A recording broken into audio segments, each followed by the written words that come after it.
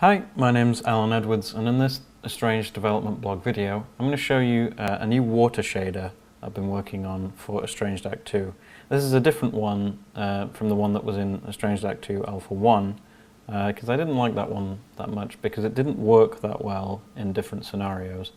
So here's the shader in the first level of Alpha 1. You can see, or Act 2 rather. You can see that this is it has a little bit of reflection and a little bit of a kind of fade there. Not much refraction on this one. So go here, you can see this one's moving a little bit faster. A lot of emphasis on reflections in this one. And also there's a bit of fade. Let's go to the third location. This one's a lot darker, not a lot of reflection. This one I like as well. This one, very blue.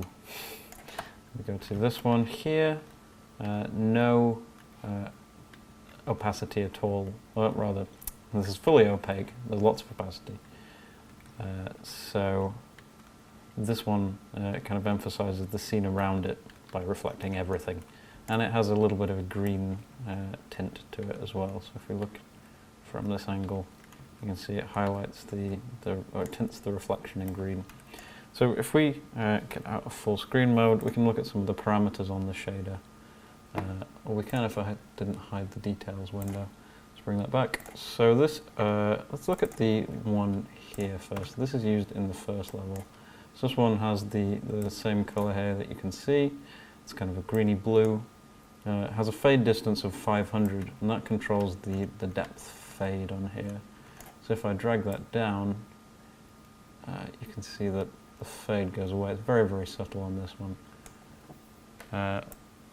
There's also the flatness, that's the amount of influence the normal map has. So if we drag that up, it's a lot, and it looks a little bit more interesting.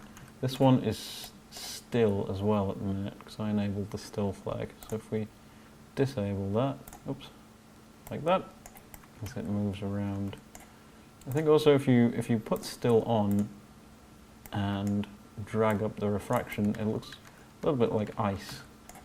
Maybe we'll have to tone down the normal map a little bit, but it could serve another purpose. So it's kind of interesting. Anyway, so let's look at so this one here. This one is a fast-moving one. You see, it needs a little bit of improvement because it looks like there's one static normal map. It kind of looks like water flowing below ice. This one is used over here in this kind of flow of water. So it's made to look like it's going down, although as I said, it does need improvement. So there's a little bit of reflection here too. We'll look at the completely opaque one as well. Not sure why that one opened there. There's not a lot to this one. The flatness, it's quite flat, and it does have a little bit of a flow, and the colour obviously is what you see. So let's go and look at the shader itself. So there aren't that many nodes here. Let's try and get it all on the screen at once. There we go. So you can see here this is the base colour. That has a switch there immediately, whether it's translucent or not. If it's not, like the fully opaque one, it just uses the colour supplied. If it is, it lerps between the scene colour and our fade, and the alpha for that is calculated from the translucency here, this parameter, and if you enable depth fade, it also lerps between the translucency and the depth fade. We've also got this opacity here, that's calculated from the Fresnel, only if translucency is enabled, because then it only matters.